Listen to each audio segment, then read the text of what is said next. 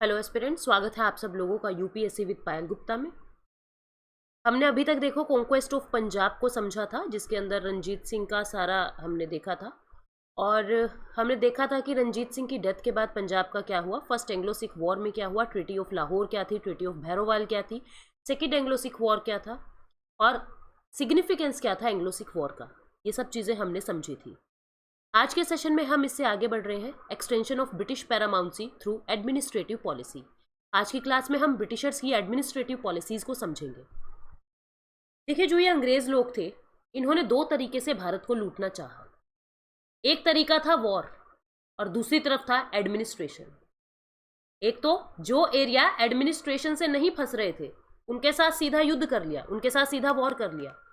लेकिन कुछ एरियाज ऐसे थे जो बहुत ही ज्यादा पावरफुल थे। अब बहुत ज्यादा पावरफुल थे, उन्हें भी पता था अगर लड़ाई की तो दिक्कत हो जाएगी, तो उन्होंने पहले उनको कमजोर करने की कोशिश की अपनी एडमिनिस्ट्रेटिव पॉलिसीज का यूज करके। तो ये कौन कौन सी एडमिनिस्ट्रेटिव पॉलिसीज थी, ये हमने देखा।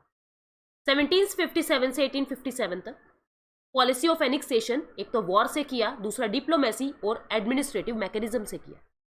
देखो, हमेशा कहा जाता है कि आप एक योद्धा बाद में बनोगे, एक डिप्लोमैट पहले बनो। जो ये ब्रिटिशर्स आए थे, ये डिप्लोमैट थे, ट्रेडर्स के साथ साथ डिप्लोमैट थे। और इनकी डिप्लोमेसी की वजह से भारत ज्यादा हार गया, क्योंकि आप किसी को थप्पड़ मार रहे हो, उसको समझ आ रहा है कि आप उसके हित में नहीं हो।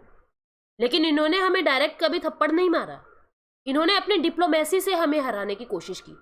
अंग्रेजों को 1885 क्या, मैं कहूंगी कि जब तक गांधी जी नहीं आए थे 1950 तक ये बात समझ ही नहीं आ रही थी कि हमको लड़ना किस चीज से है, अंग्रेज से लड़ना है या अंग्रेजी हुकूमत से लड़ना है। क्योंकि ये लोग हमें लॉज से तोड़ रहे थे, ये लॉज ऐसे बना रहे थे जिनकी तरफ हमारा ध्यान ही नहीं जा रहा था। और इन लोगों ने हमको मिलिट्री पावर से नहीं तोड़ा है, इन लोगों ने हमको लॉज की ताकत से, डिप्लोमेसी से तोड़ा है। तो जो डिप्लोमेटिक लोग होते हैं ना, डिप्लोमेसी जो होती है ये बहुत ज्यादा पावरफुल होती है एज कंपेयर टू वॉर। तो इन्होंने दोनों तरीके लगाए, वॉर से भी हमें जीतना चाहा और डिप्लोमेसी यानी एडमिनिस्ट्रेटिव मैकेनिज्म से भी तोड़ना चाहा। तो कौन कौन से ऐसे इंपॉर्टेंट एडमिनिस्ट्रेटिव मैकेनिज्म थे जो अंग्रेजों ने भारतीयों के ऊपर चलाए। सबसे पहले वॉरेन हेस्टिंग की रिंग फेंस पॉलिसी थी। वेलेजिली का, लॉर्ड आर्थर वेलेजिली का सब्सिडरी अलायंस सिस्टम था। लॉर्ड डलहौजी का डॉक्ट्राइन ऑफ लैप्स था। ये तीन बहुत बड़े एडमिनिस्ट्रेटिव पॉलिसीज थी, जिसकी वजह से बहुत सारे भारतीय स्टेट अंग्रेजों से हार गए, बहुत सारे भारतीय स्टेट अंग्रेजों के अंडर आ गए।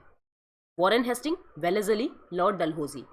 जो स्टेट पीसीएस होते हैं वहां तो डायरेक्ट पूछ लिया जाता है रिंग फेंस पॉलिसी के लिए कौन रिस्पॉन्सिबल है, वॉरेन हेस्टिंग, ठीक है।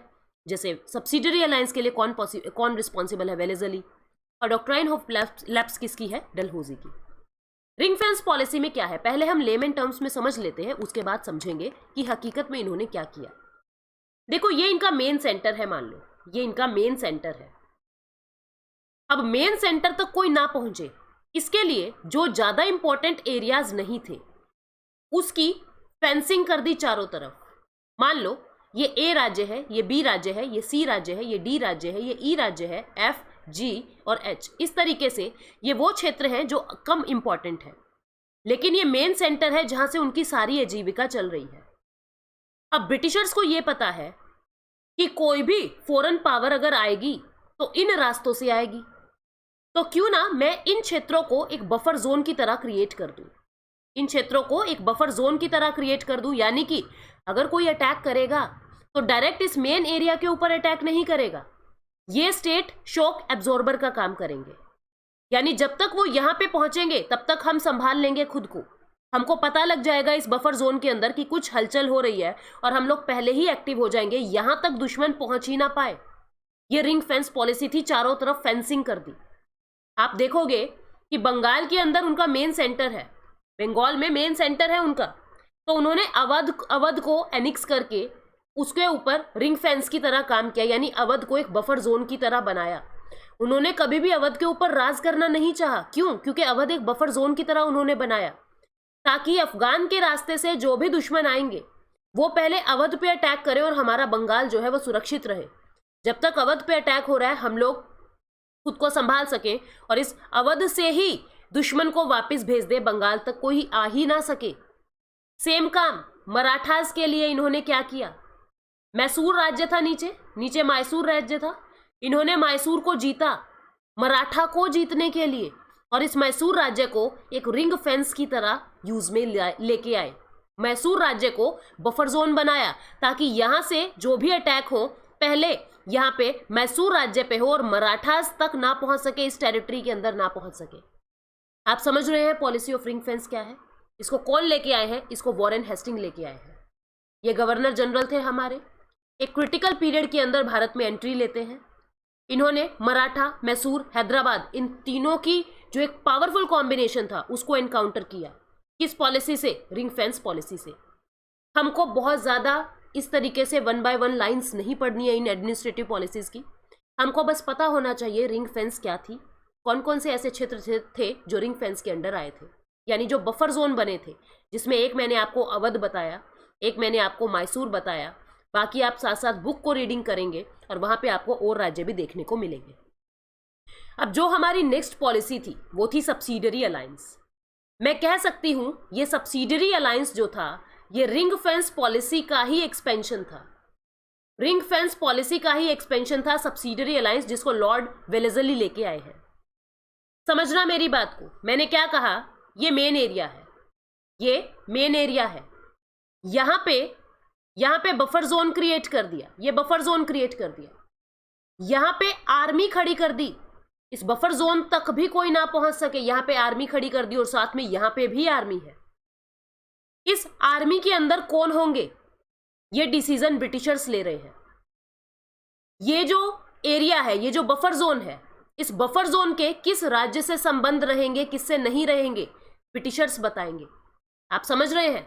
मान लीजिए ये एरिया बंगाल का है, ये बंगाल मेन सेंटर था, एपिक सेंटर था। इसके पहले ये जो अवध का एरिया है इसको बफर जोन की तरह प्रयोग किया जा रहा है। अवध को सब्सिडरी अलायंस में भी ले लिया था। सब्सिडरी अलायंस होता क्या है पहले तो ये समझो। सब्सिडरी अलायंस के अंदर क्या होगा? ये इंडियन रूलर है, इंडियन रूलर है। इंडियन रूलर को यूं कहा जाएगा कि आप अपनी आर्मी मेंटेन मत करो, आप अपनी आर्मी मेंटेन मत करो। आपको हम अपनी आर्मी देंगे, हम अपने सैनिक आपकी बाउंड्री पे खड़े करेंगे। आपको बदले में क्या करना होगा? यानी इंडियन रूलर को क्या फायदा हो रहा है? इंडियन रूलर को बाहर की शक्तियों से लड़ना नहीं पड़ रहा है क्योंकि ब्रिटिश की आर्मी खड़ी है। इंडियन रूलर को क्या लग रहा है? क्योंकि यहाँ पे तो क्या दिक्कत थी, एक इंडियन रूलर दूसरे इंडियन रूलर से लड़ रहा था, यही तो दिक्कत थी।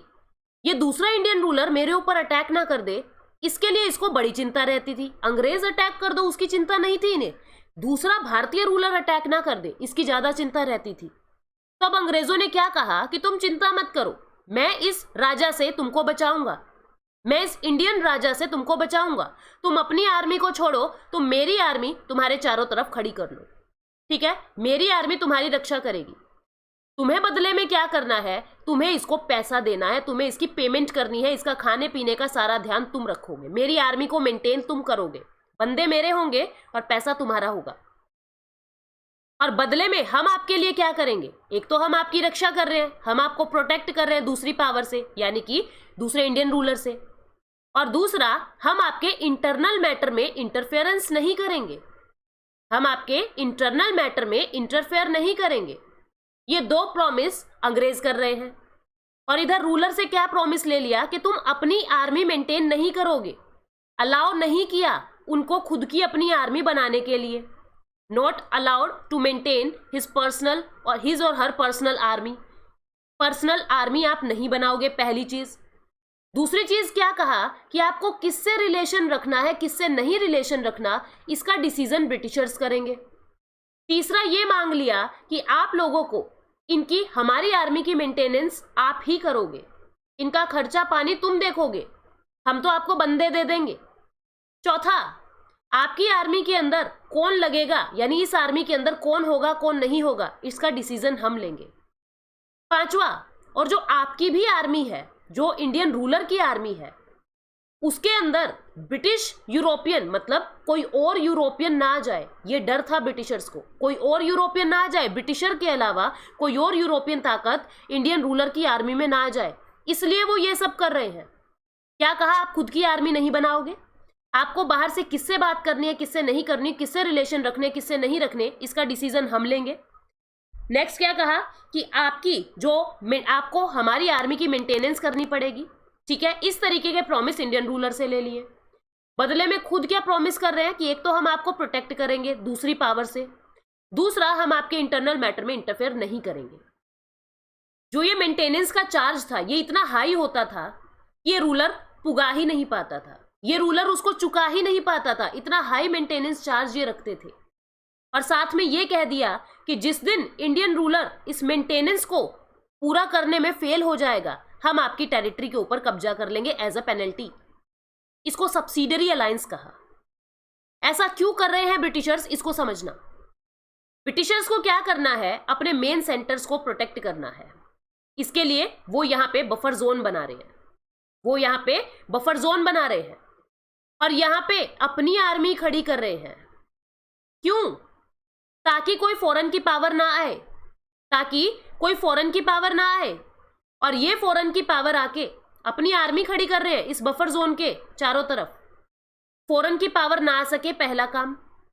दूसरा काम, ये जो आर्मी है, जो राजाओं की, भारतीय राजाओं की आर्मी थी, उसमें ब्रिटिशर्स के अलावा और कोई यूरोपियन पार्टिसिपेट ना कर सके। कहीं ऐसा ना हो कोई फ्रेंच का रूलर आए और इस बफर जोन के अंदर जो राजा है उसकी आर्मी के अंदर कोई फ्रेंच या कोई नेपोलियन के बंदे आके हमारे खिलाफ खड़े ना हो जाए।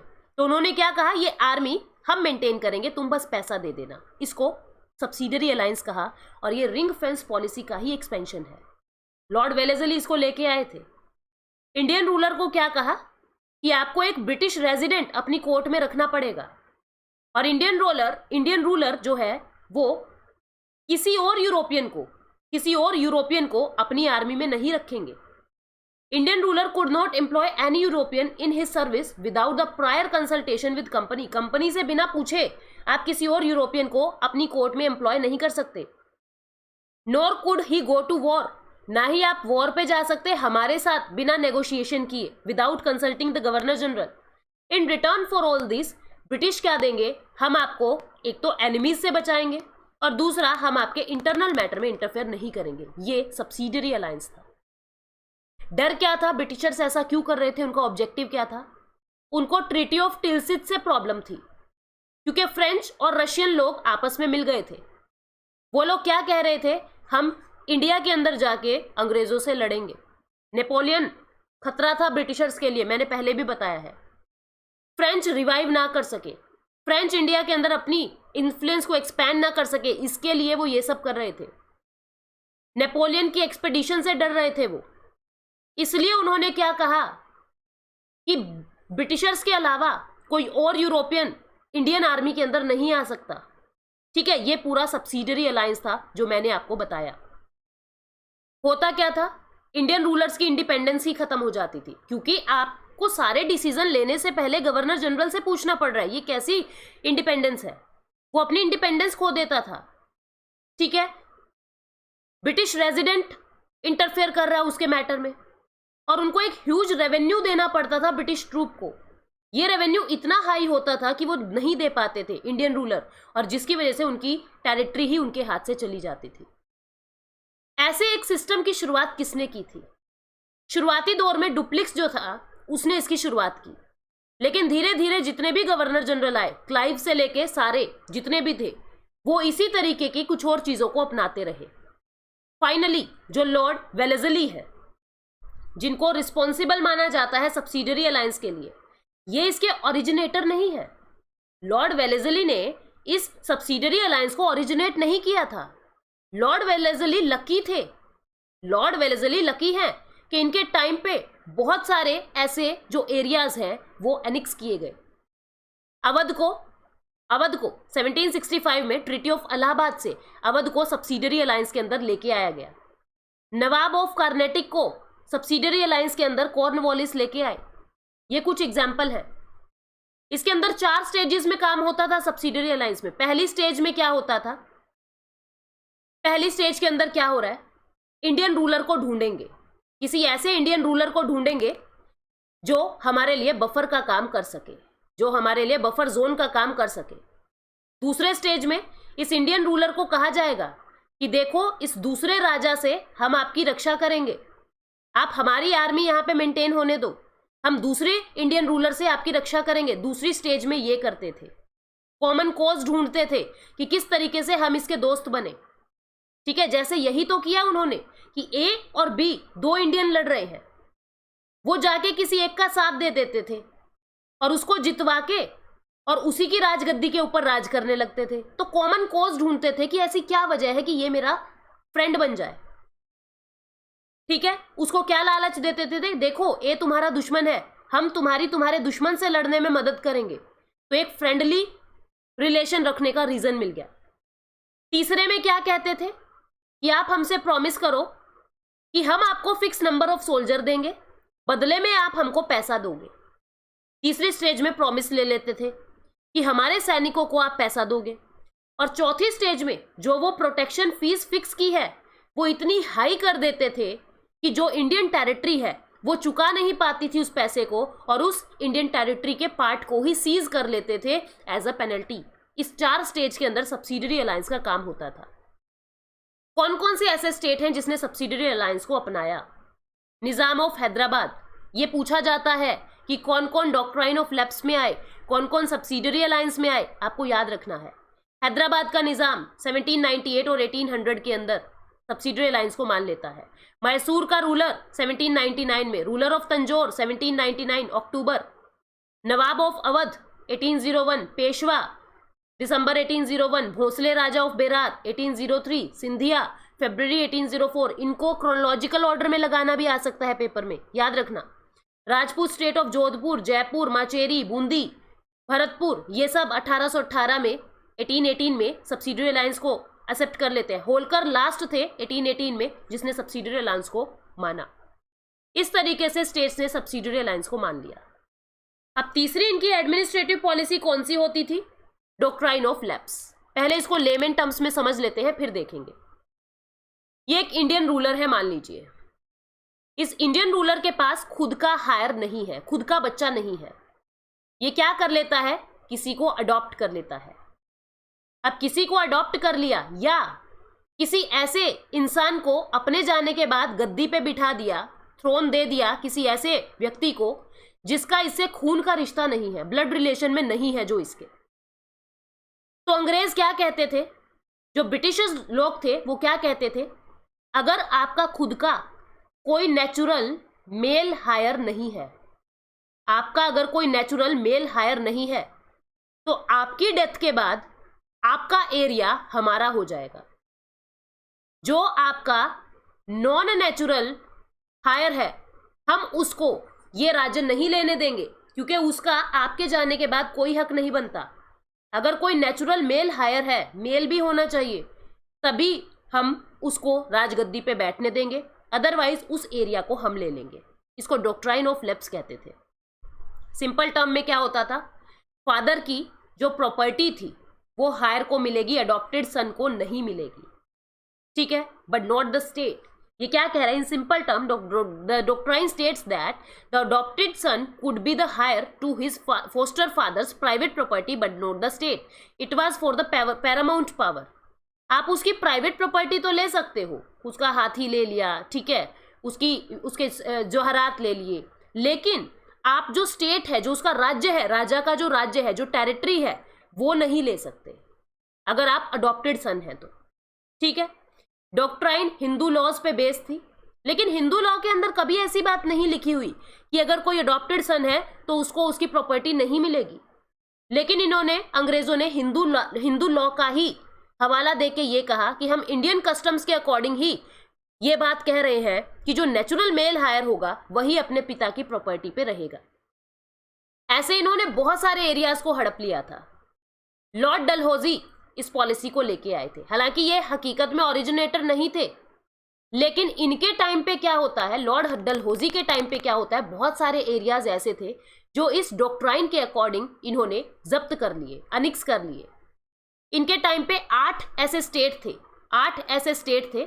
1848 के अंदर ये आते हैं। 1848 से 1856 तक 8 ऐसे स्टेट थे जो लॉर्ड डलहौजी ने, मतलब ये लकी थे, आप ऐसा मान के चलो, ये लकी थे कि इनके टाइम पे कोई इंडियन रूलर एक्सपायर हो रहा है और वो ऐसा इंडियन रूलर है जिसका नेचुरल मेल हायर नहीं है। जिसका नेचुरल मेल हायर नहीं है। इसने शुरुआत नहीं की थी लॉर्ड डलहौजी ने डॉक्ट्राइन ऑफ लैप्स की, इसने उसको बढ़ाया है। ठीक है, आप देखना ऐसे कौन कौन से स्टेट थे। सतारा 1848 में, झांसी और नागपुर 1854 में, जैतपुर बुंदेलखंड का, संबलपुर उड़ीसा का, भगत मध्य प्रदेश का, ये कुछ ऐसे राज्य थे जो डॉक्ट्राइन ऑफ लैप्स के अंडर आए। लॉर्ड डलहौजी ने फिर अवध को भी अनेक्स किया 1856 में। क्यों? क्योंकि जो वहां का नवाब वाजिद अली शाह था, इसको कहा गया कि ये ना बहुत ज्यादा लग्जूरियस लाइफ के अंदर रहता था ये नवाब, मतलब शराब पीना, बिल्कुल मदहोश रहता है, इसको खोज खबर नहीं है आसपास क्या हो रहा है। तो लोगों ने क्या कहा कि ये अच्छा रूलर नहीं है, तो मिस गवर्नमेंट के चार्जेस लगा के कि तुम अच्छा शासन नहीं चला पा रहे हो, तुमको तरीका नहीं है काम करने का, इसके एरिया को भी हड़प कर लिया था। ठीक है, डलहौजी ने टोटल 8 स्टेट्स को अनिक्स किया इन हिज 8 ईयर्स। 1848 से 1856 ऐसा गवर्नर जनरल 8 साल में 8 राज्यों को अनिक्स कर गया। आप समझ पा रहे हैं, लगभग 1/4 मिलियन स्क्वायर माइल एरिया इसने अपनी डॉक्ट्राइन्स का यूज करके हड़प कर लिया था। और इसने जो ब्रिटिश पावर की एक्सपेंशन की जो पॉलिसी थी कि हमको पूरे भारत एम्पायर के ऊपर राज्य करना है, उसको कहीं ना कहीं पूर्ण रूप दे दिया। मतलब इसका बहुत ज्यादा सहयोग था, बहुत ज्यादा, एक बहुत बड़ा एरिया अकेले लॉर्ड डलहौजी ने ही अनिक्स कर लिया था। ठीक है, शुरुआत कहां से होती है? प्लासी के युद्ध से, बैटल ऑफ प्लासी 1757 सिराजुद्दौला से। इसके बाद बैटल ऑफ बक्सर से 1765 की जो ट्रीटीज होती है, वहां पे इन्होंने टेरिटरीज को कैप्चर करना शुरू किया था। और लास्ट में आप देखोगे 1856 में अवध को, 1857 के बैटल से पहले, रिवोल्यूशन से पहले, अवध को डॉक्ट्राइन ऑफ लैप्स या मैं कहूँ मिस गवर्नमेंट ऐसी पॉलिसीज के अंदर उलझा के ऑलमोस्ट आधे से ज्यादा भारत इन लोगों ने अपनी एडमिनिस्ट्रेटिव पॉलिसीज का यूज करके उसको अपने अंदर एनेक्सेशन में ले लिया था। तो ये हम लोगों ने 3 एडमिनिस्ट्रेटिव पॉलिसी पढ़ी। अब हमारा चैप्टर 5 में नॉर्थ ईस्ट के जो क्षेत्र है, जैसे ट्रीटी ऑफ सगोली हो गया, Anglo Nepalese war, Anglo Burmese war, छोटी छोटी कुछ वॉर्स हैं जो इंपॉर्टेंट वाली हैं, हम सिर्फ उन्हें ही इस चैप्टर में करेंगे और फिर ये चैप्टर आपका कंप्लीट हो जाएगा। जो नए एस्पिरेंट्स मेरे साथ जुड़े हैं वो लोग UPSC with Payal Gupta, UPSC with Payal Gupta, ये मेरा टेलीग्राम चैनल है, आप लोग इसको ज्वाइन कर सकते हैं। और फेसबुक पे, ये मेरा टेलीग्राम पे चैनल है, ठीक है, और फेसबुक पे मेरा चैनल है, फेसबुक पे मेरा पेज है जीएस विद पायल गुप्ता, आप लोग उसको भी फॉलो कर सकते हैं, वहां पे भी मेरे सारे अपडेट्स आपको मिलते रहेंगे। Thank you so much. अगर आपको वीडियो अच्छी लगी है तो प्लीज इसको लाइक करना, चैनल को सब्सक्राइब कर देना, इसको शेयर कर देना। Thank you so much, take care.